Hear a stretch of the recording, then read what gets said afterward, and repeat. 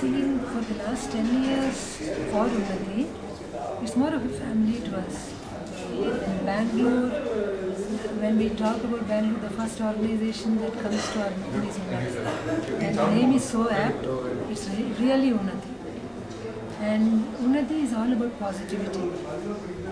That's what I feel. The vibration is so positive that every artist gives his or her best when they are here.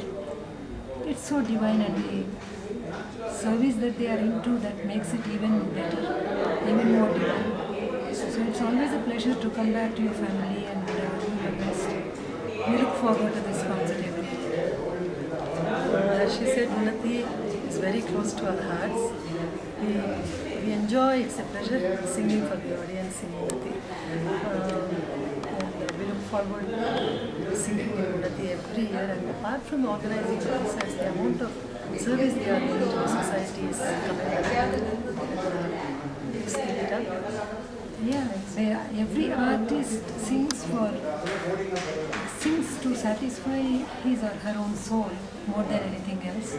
Once you satisfy your own soul, then the audience definitely gets entwined into that vibration, and that kind of a soul satisfaction can be looked forward to, and that makes it